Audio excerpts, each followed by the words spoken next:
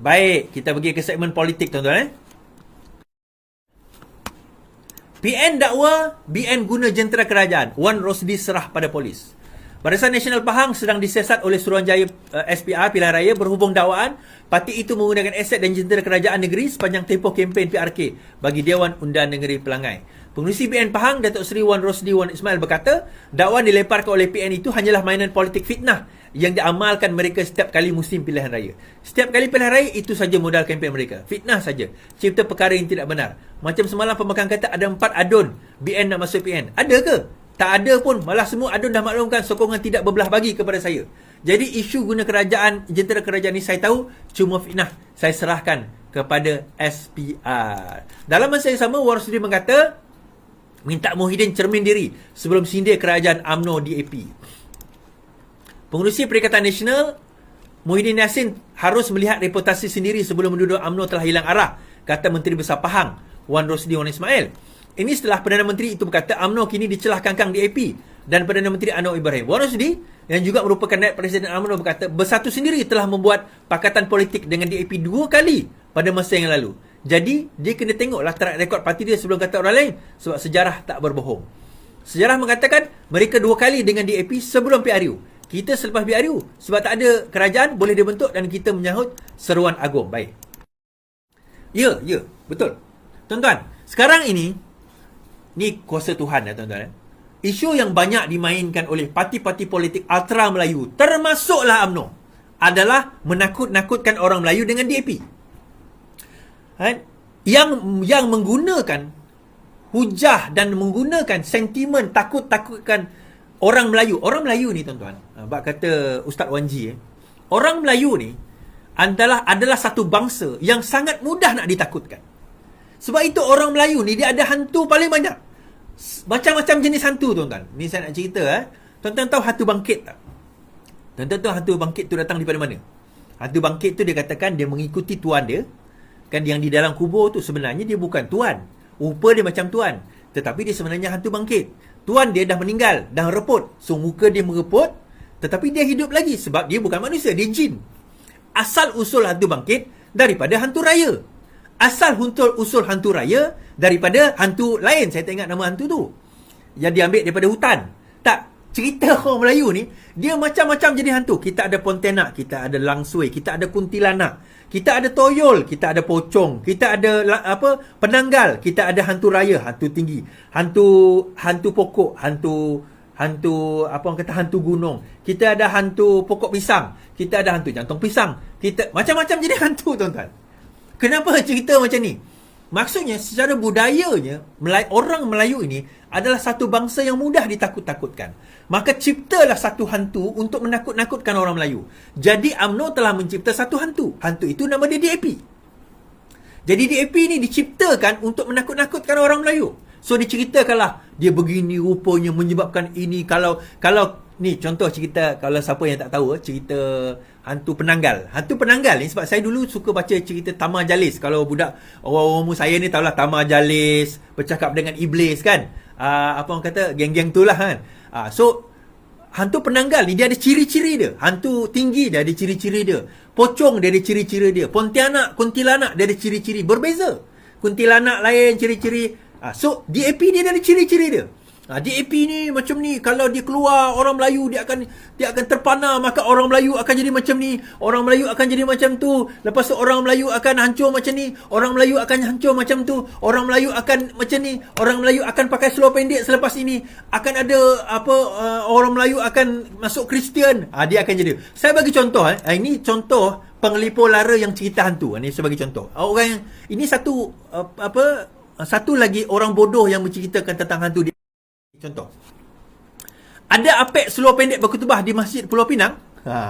Setiausaha Agung DAP Anton Lelok menyela tindakan Menteri Besar Kedah Sanusi berhubung kenyataan apek berseluar pendek akan mengajar agama di masjid. You see, faham? Cerita dia tak logik. Kan, kisah ni kita fikir, lah bodohnya cerita tu, takkanlah apek seluar pendek nak mengajar di masjid. Bodohnya. Ya, bodoh bagi daripada 10 orang, bodoh bagi 8 orang. Tapi bagi 2 orang dia percaya. Dan mereka cukup perlukan 2 orang je, dia tak perlu ramai. Dia tak perlu 8 orang untuk percaya, cukup 2 orang ni percaya. Oh, dia macam cerita hantu jugalah. Cukuplah seorang dua percaya. Lepas tu bila seorang dua percaya, itulah kau tak percaya. Aku sendiri dengar. Tuan-tuan, bab kata hadis Iskandar, manusia di Malaysia ni dia ada dua kategori. Dua kategori. Dia akan ada dua. Tuan-tuan yang menonton saya ni akan ada dua kategori. Kalau tuan-tuan sendiri tak pernah tengok hantu, sekurang-kurangnya tuan-tuan kenal seseorang yang rapat yang pernah tengok hantu. Betul tak? Kalau tuan-tuan sendiri tak pernah apa orang kata, pernah tengok hantu, kalau tuan-tuan sendiri tak pernah tengok hantu, ataupun tuan-tuan sendiri pernah tengok hantu, kalau tidak pun tuan-tuan kenal orang yang rapat yang katanya pernah tengok hantu. Betul tak? Itu cerita orang kita. So akhirnya dia buat cerita tu, DAP sebegini, DAP sebegitu. Tengok, kalau sekiranya DAP pemerintah pakai seluar pendek lah kita. Itulah dia. Ni cerita pengelipur lara ni, kita kata bangang cerita. Tapi itulah cerita hantu. Cerita hantu, cerita bangang. Tapi ramai orang percaya. Ramai orang percaya, tuan-tuan.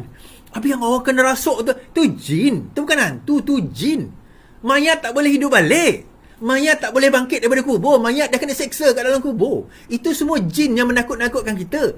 Dia takut, jin ni, wa ma khalaqtul jinna wal insa illa liya'budun. Tidak aku ciptakan jin dan manusia melainkan untuk, orang kata apa, untuk beribadah kepada aku, Allah kata. Dan hasutan syaitan, hasutan iblis ni, hasutan jin tu sendiri sebenarnya lemah. Sangat lemah, tuan-tuan. Tetapi kenapa kita rasa takut? Kenapa kita ni macam lemah bila kita berhadapan dengan hantu? Sebab dia bisikkan dia tu lemah, tetapi kita lebih lemah daripada bisikan tu. Itulah sama dengan orang pengikut pentaksub PAS. Bila dia kata apek nanti seluar pendek pakai berceramah dalam masjid, orang yang bercakap tu dia sendiri tak percaya benda tu. Dia tak percaya. Tetapi dia tahu, daripada 10 orang dia tikam, at least 2 orang percaya cukuplah. 100 orang dia tikam, at least 10 orang percaya cukuplah. 1000 orang dia tikam, sekurang-kurangnya 100 orang percaya cukuplah. Bagi dia itu yang penting. Kan? Itu yang penting. Yang penting ada sebilangan percaya. Dan mereka ni akan menyebarkan cerita ini sehingga semua orang takut. Ingat tak dulu, tuan-tuan, hantu kumkum? Mungkin budak-budak ni tak ingat hantu kumkum. Hantu kumkum ni, konon-konon cerita. Saya ingat lagi masa tu saya kecil. Mak saya ceritakan saya, kau dengar cerita hantu kumkum. Pernah keluar mastika. Hantu kumkum ni akan datang rumah kita. Dia akan ketuk rumah. Dia berpakaian, dia macam pakai purdah, tutup muka, dia nampak mata je. So dia akan ketuk rumah kita. Kum. Sebenarnya, tuan-tuan, pada masa itu, dia orang buat cerita tu sebab pada masa itu, tahun 80-an, perempuan pakai tudung ni pelik. Pada masa itu, kumpulan Arkam, ingat Arkam? Yang Nada Murni, Hijaz, kumpulan Raihan tu semua bekas Arkam tu. Pada masa tahun 80-an, dia orang dah pakai purdah. Wanita dia orang dah pakai purdah. So bila pakai purdah, benda tu menakutkan. So dia buat cerita. Kan? Kenapa kum? Assalamualaikum. Dia nak berdakwah pada waktu itu. Okey, sesat tak sesat cerita lain. Dia nak berdakwah. Assalamualaikum tu yang kum. Sebab benda itu menakutkan. So dia orang buat jadikan folklore. Dia jadikan cerita kanak-kanak untuk menakutkan kanak-kanak pada waktu itu. Tuan-tuan, kita nak cerita. Samalah. Kisah ini sama. So, balik kepada cerita macam saya kata tadi. Untuk menakut-nakutkan DAP ini. Tetapi ditakdirkan oleh Allah Subhanahu Wa Taala. Panjang cerita saya bawa kepada takdir Allah Subhanahu Wa Taala. Akhirnya, tuan-tuan, semua parti sekarang ini pernah bekerjasama dengan DAP. Ditakdirkan semua parti sekarang ini, yang parti besar lah, pernah bekerjasama dengan DAP. Tak payah sembang lah. Siapa pernah bekerjasama dengan DAP, tuan-tuan? PAS pernah bekerjasama dengan DAP tak? Saya nak tanya. PAS pernah ke tidak bekerjasama dengan DAP? PAS, tuan-tuan, bukan setakat pernah bekerjasama. Daripada barisan alternatif masuk kepada Pakatan Rakyat, kan? Adalah satu di keadaan di mana mereka bersama suatu ketika dahulu. Tuan-tuan ingat gambar ni? Saya tunjuk gambar. Gambar ni ingat tak? Jangan sembang lah orang PAS. Ingat gambar ni? Siapa yang peluk Lim Guan Eng tu kalau bukan Haji Hadi? Pada masa tu semua halal, tuan-tuan. Keluar dalil hadis itu, hadis ini. Keluarlah orang Cina yang boleh disokong. Haram sokong PAS, haram sokong UMNO. Halal undi DAP. Oh, keluar cerita pada masa itu. Keluar cerita. Dan disebabkan oleh keadaan itu, mereka sekarang dah tak ada modal. Mereka dah ketandusan modal. MCA dah bersama dengan DAP, Bersatu pernah bersama dengan DAP, PAS pernah bersama dengan DAP, UMNO sekarang bersama dengan DAP. Siapa lagi yang tak bersama dengan DAP, tuan-tuan? Dia orang nak main modal DAP dah tak boleh. Sebab apa? Mereka sendiri pernah bersama dengan DAP. Kan? Siap comolot dengan DAP lagi. Kan? Jangan tak tahu. Akhirnya bila dia orang sendiri dah tak ada modal, so dia nak guna hujah apa nak kenakan kerajaan ini? Dia nak gunakan hujah. Saifuddin Abdullah kata, kerajaan celaru sebab Anwar PM9. Kecelaruan hari ini disebabkan Perdana Menteri Anwar Ibrahim bertindak sebagai Perdana Menteri sambilan, kata Saifuddin Abdullah. Secara sinis, Saifuddin berkata Anwar hanya bertindak sepenuh masa sebagai seorang penceramah. Dengan Perdana Menteri, kita tak tahu apakah dia bertugas sebagai Perdana Menteri atau disebut oleh setengah orang separuh jadi Perdana Menteri, separuh jadi Menteri Keuangan. Menteri Keuangan pun dia part time, apa dia full time? Berceramah, bercakap. Apa benda? Itu saya kata tadi, dia tak ada hujah, tuan-tuan. Tak, Mahathir dulu pun pernah jadi Perdana Menteri dan juga Menteri Keuangan. Kan? Mahathir pun pernah jadi Perdana Menteri dan juga Menteri Keuangan. Sekarang ni dia jadikan penasihat pula oleh Perikatan Nasional. Apa isu dia? Anwar Ibrahim bukanlah unik menjadi Perdana Menteri dan Menteri Keuangan. Bukan unik pun. Demi untuk nak menyelamatkan negara bukanlah satu perkara unik. Tak ada istilah separuh masa. Dan kerja Perdana Menteri, dia bukan tak tahu. Dia tahu kerja Perdana Menteri itu adalah konduktor. Dia bukan kerja dia nak kena turun selesai. Perdana Menteri, dia konduktor. Dia konduktor. Yang selesaikan masalah rakyat mengikut kementerian masing-masing adalah menteri-menteri yang dilantik, bukan Anwar Ibrahim. Jadi bila dia sebagai konduktor, dia boleh jadi salah satu pemain juga. Boleh. Jadi tak ada masalah pun kalau dia nak buat benda tu. Isu dia, tuan-tuan, kenapa jadi macam ni? Sebab dia dah tak ada modal. Modal nak dikeluarkan dan nak diceritakan, nak dipakaikan oleh geng-geng Perikatan Nasional dah tak ada.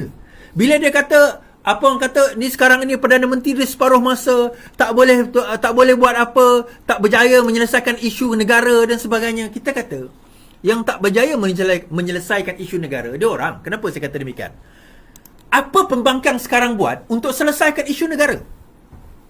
Apa pembangkang sekarang buat untuk selesaikan isu negara? Tak ada. Tapi dia pembangkang buat apa nak selesaikan isu negara? Ya, betul. Saya setuju. Tetapi apa alternatif? Saya tanya, apa alternatif yang sekarang pembangkang bagi untuk selesaikan isu negara? Selain daripada dia maki kerajaan, dia maki Perdana Menteri, dia maki menteri-menteri, apa alternatif? Kita ambil cerita beras. Bila harga beras dunia naik. Harga beras dunia naik. Alternatif dia apa? Apa benda yang pembangkang boleh cadangkan dan pembangkang boleh kata kalau kami berkuasa ini yang kami akan buat, confirm boleh selesai masalah beras? Tak ada. Masa sama juga dengan isu-isu lain. Malah banyak jadi perkara-perkara. Kita ambil contoh tadi yang hal apa orang kata insolvency, kebangkrapan tadi. Kan? Banyak perkara yang sebenarnya kerajaan sekarang dah buat yang mereka tak mampu nak fikir sekalipun. Apa yang mereka tahu masa mereka berkuasa? Tutup parlimen, tutup negara. Lepas tu, kalau angkat bendera putih, bagilah duit sikit seorang. Macamlah selesai perkara tersebut. Dan dalam masa yang sama juga, kita kata inilah yang berlaku apabila negara ditadbir oleh mereka yang pelampau, pentaksub dan tak mampu pun berfikir, tuan-tuan. Bila 5 kepimpinan tertinggi PAS tidak dipertandingkan, apa yang apa yang PAS kata? Apa yang PAS kata? Okey. Sekejap. Oh, saya dah delete benda tu. PAS kata apa? Oh, buat apa kita nak ada pertandingan? Sebab kita dah kuat, dia kata. Kenapa perlu ada pertandingan kalau sebab kita dah kuat? Dia cerita dia macam ni. Kalau sekiranya kamu kuat, apa nak takut pertandingan? PAS kata, kami tak mempertandingkan 5 tempat kedudukan ke atas kerana kami kuat. Jadi bermaksud kalau kamu mempertandingkan 5 atas tu, kamu lemah lah. Jadi di manakah amalan demokrasi yang kamu kata parti kamu demokratik? Dia kata, oh tak ada orang yang berani mencabar kelima-lima mereka. Dia macam ni, tuan-tuan. Siapa yang berani mencabar? Dulu kalau ada yang mencabar, confirm dia orang akan disisih dan akan dibuang. Tak ada siapa yang berani mencabar mereka. Isunya dalam PAS, dia orang tahu. Siapa yang berani mencabar presiden, tuan-tuan, dia orang lepas ni memang akan disisih dan dibuang. Kan? Okey, kita tengok. Fuad, taksub melampau punca tiada pertandingan dalam PAS. Budaya taksub melampau ahli PAS kepada pemimpin adalah punca tiada pertandingan pemilihan 5 tertinggi, kata Majlis Agama UMNO Fuad Zakashi. Bagaimanapun ketaksuban melampau itu hanyalah menyebabkan PAS berpecah. Saya berbeza pandangan sedikit dengan Fuad Zakashi. Yang ini saya berbeza pandangan. Bagi saya bukan satu ketaksuban melampau itu satu hal, tapi bagi saya ia menyebabkan mereka menjadi sedemikian kerana tekanan yang diberikan oleh mereka yang taksub kepada Haji Hadi. Ketaksuban melampau erti kata kepada parti, bukan, tetapi kepada individu. Taksubnya itu sehingga kan kalau sesiapa yang cuba challenge, confirm lepas ni habis karier politik dia. Itu yang berlaku dalam PAS sekarang ini. Dan benda ini yang merisaukan bersatu. Kan? Benda ini yang merisaukan bersatu. Saya bagi contoh tuan-tuan. Kenapa saya kata merisaukan bersatu? Baik. Ini maklumat. Pertembungan kumpulan Muhyiddin dan Hamzah. Biarpun pemilihan Parti Pribumi Malaysia akan diadakan tahun depan, namun kehangatan bahangnya terasa apabila timbul dakwaan wujud perang dingin antara Presiden Tan Sri Muhyiddin dan Susah Agong Datuk Seri Hamzah Zainuddin, mantan Ahli Majlis Pimpinan Bersatu.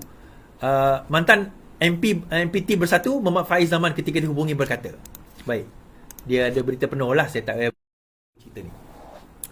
Tuan-tuan, kem sekarang ni pecah kepada dua, ketiga. Satu kem Muhyiddin Yassin, satu kem apa orang kata Hamzah Zainuddin, satu lagi kem Azmin Ali. Nah, kem Azmin Ali sekarang ini allegiance dia ataupun kesetiaan dia masih lagi memilih di antara keduanya.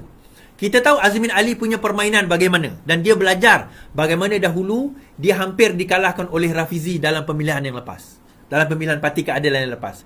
Jadi kali ini dia mengambil langkah berhati-hati untuk tidak menonjol terlebih dahulu. Dia akan masuk dan swing last minute. Tahun depan, pemilihan bersatu. Sekarang ini, ura-ura mengatakan perlu diangkat Hamzah Zainuddin sebagai Perdana Menteri. Presiden. Dan bagi menggantikan Muhyiddin Yassin. Muhyiddin Yassin dilihat sebagai seorang yang lemah. Lemahnya bagaimana tuan-tuan? Bukan sekadar lemahnya dalam pilihan raya yang lepas. Banyak kerusi dia kalah. Tetapi lemahnya juga apabila dalam mengatur hubungan dengan PAS. Hubungan dengan PAS, dia tak berjaya atur. Bersatu, dana paling banyak adalah daripada Bersatu. Jentera paling ramai daripada PAS. Tetapi dana itu datang daripada Bersatu. Namun begitu, dengan dana itu, mereka tak berjaya nak kontrol PAS. Akhirnya PAS yang kontrol mereka. Di Kelantan, satu exco. Di Terengganu, satu exco. Di Kedah, satu exco. Kelantan tak ada exco kot. Maksudnya daripada segi jumlah exco sendiri pun Bersatu tak ada kekuatan untuk nak negotiate. PAS ambil semua. Di situ kita dapat lihat bagaimana sekarang ini ada sebilangan daripada golongan Hamzah Zainuddin, geng-geng camp tu mengatakan bahawa perlu kita take over. Perlu kita ambil alih untuk kita nak memastikan bahawa parti kita ini lebih relevan.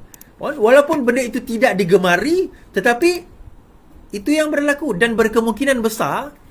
Kita kena ingat tuan-tuan, dana sekarang ini banyaknya pada Hamzah. Dana itu banyak pada Hamzah. Dan apa orang kata, siapa nama dia? Azmin Ali, dia mengikori rapat last minute, nanti dia akan pilih kem mana dia akan pergi. Tetapi dia sedang mengikori rapat, dia nak melihat kem mana yang dia boleh bergantung dan berpaut untuk memastikan kelangsungan politik dia. Dan perkara ini tu juga tuan-tuan, yang ini maklumat kita dapat juga. Perkara ini, perpecahan ini, ada beberapa adun apa orang kata PN akan bersama dengan Barisan Nasional menurut Zahid Hamidi. Kan? Bukannya sebaliknya. Bukannya bahawa adun BN yang akan lompat kepada PN, tak. Sebaliknya maklumat mengatakan adun Perikatan Nasional yang dikatakan akan melompat kepada Barisan Nasional. Dan juga Kerajaan Perpaduan sekarang ini. Kita kena ingat kedudukan di apa orang kata di Pahang sekarang ini adalah 17 Perikatan Nasional, 16 Barisan Nasional sebab kematian seorang ahli Dewan Negeri, kemudian 8 Pakatan Harapan. Kalau sekiranya kalah pun pelangai 18, 16, tetapi masih ada 8. So daripada situ 18 orang ini atau 17 orang ini daripada Perikatan Nasional, sekarang ini ada ura-ura rundingan sedang dilakukan bagi mereka melompat. Ingat di Pahang belum ada akta anti lompat parti. Jadi tidak ada masalah untuk mereka nak melompat. Kan? Walaupun demikian kita kata sekarang ini hubungan itu semakin renggang di antara mereka berdua. Saya pernah bawa perkara ini sejak tahun lepas. Kan? Mereka masih melihat bahawa apa orang kata Muhyiddin Yassin itu tidak mempunyai ciri-ciri kepimpinan seperti mana yang mereka nak kehendaki. Pembangkang sekarang ini dilihat terlalu lemah tuan-tuan. Bayangkan Hari itu kan yang buat 16 September tu kan berhimpun dekat depan Sogo. Tidak ada seorang pemimpin pun daripada Perikatan Nasional yang turun. Yang ada dia punya TikTokers je. Pemimpin pun tak ada. Yang tertinggi lah. Mungkin ada lah yang cikai-cikai tu adalah. Yang tertinggi tak ada. Jadi daripada situ kita nampak perpecahan itu akan berlaku. Perpecahan itu sudah berlaku dan sekarang ini dalam peringkat yang membusuk dan memburuk kita kata. Ditambah pula dengan fitnah-fitnah yang dibawa oleh ustaz-ustaz PAS. Hari itu Ahmad Dusuki telah disaman oleh Fahmi Fazil. Kan Ahmad Dusuki telah disaman oleh Fahmi Fazil, di samping Papa Gomo pun disaman, tetapi disaman. Kita baca. Saman Fahmi Fazil, Dusuki di arah fail penyataan pembelaan. Mahkamah Tinggi Kuala Lumpur mengarahkan penceramah bebas Ustaz Ahmad Dusuki Abdul Rani memfailkan penyataan pembelaan selewatnya 20 Oktober ini bagi menjawab saman dikemukakan Menteri Komunikasi dan Digital Fahmi Fazil. Ahli Parlimen Lembaga Partai itu selaku pelantik memfailkan saman pada 5 September lepas atas dakwaan memfitnah. Kononnya beliau memberi ceramah politik di sebuah masjid di Rawang, Selangor dan disahkan oleh MAIS sebagai beliau tidak memberi ceramah politik.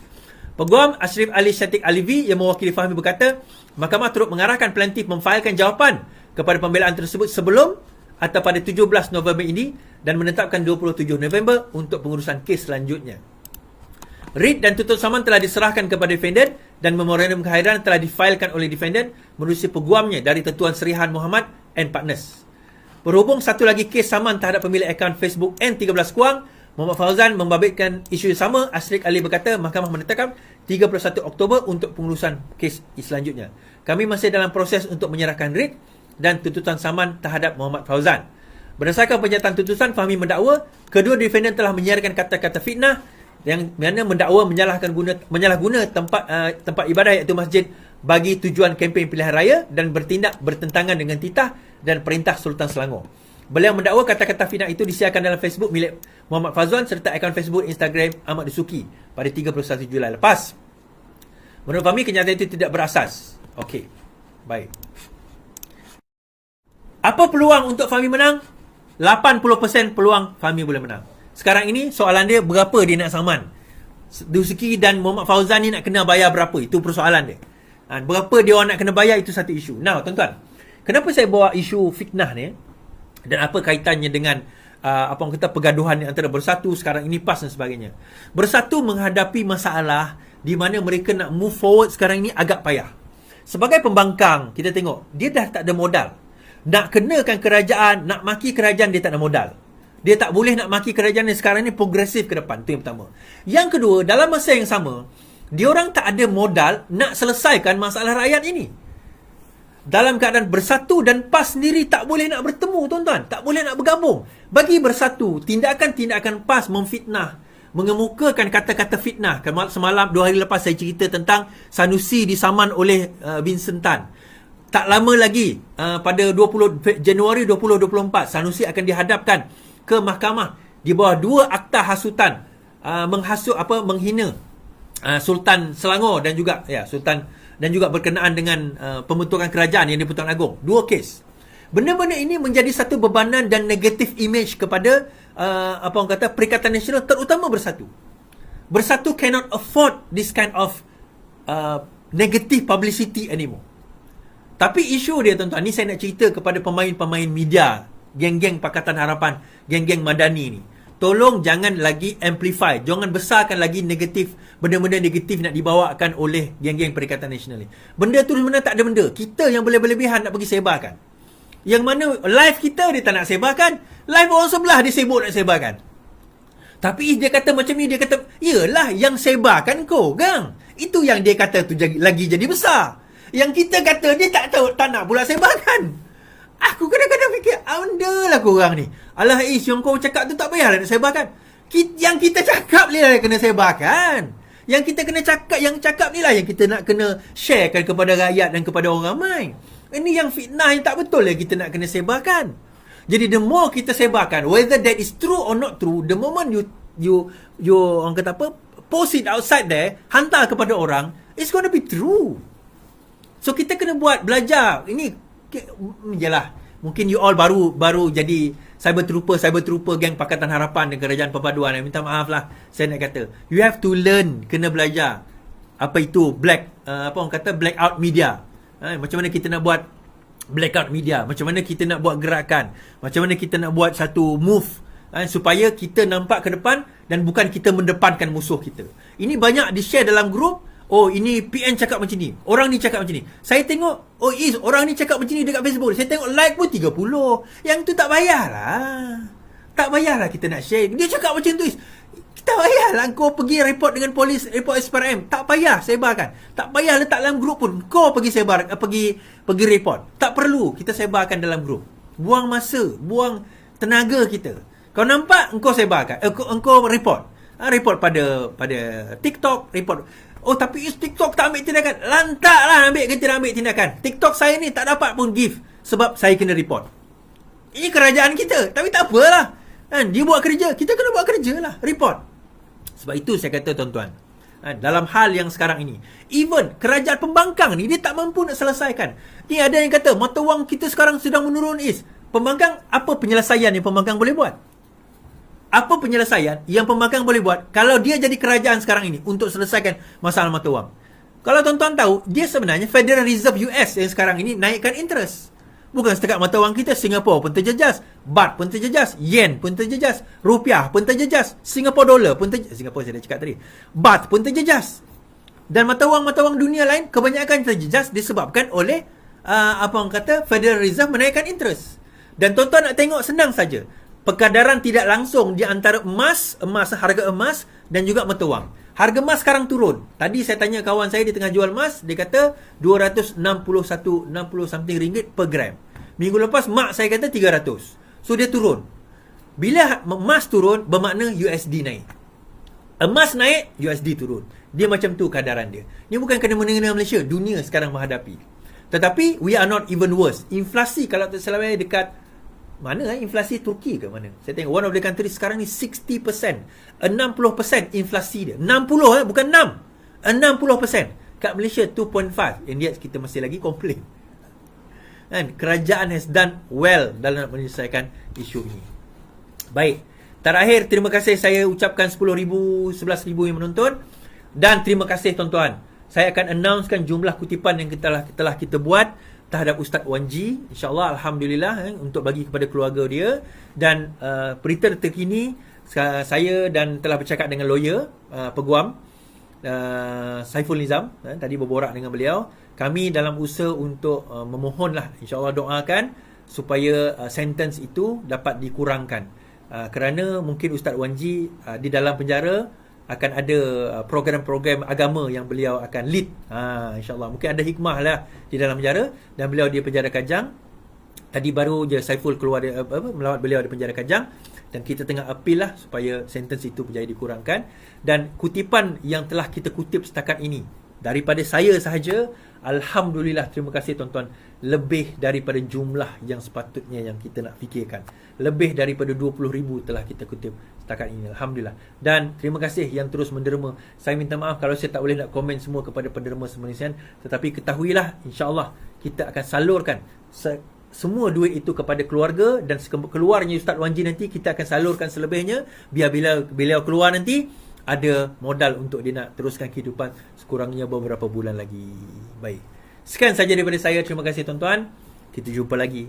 Selamat malam. Selamat beristirahat. Yang penting, lawan. Tetap lawan. Assalamualaikum.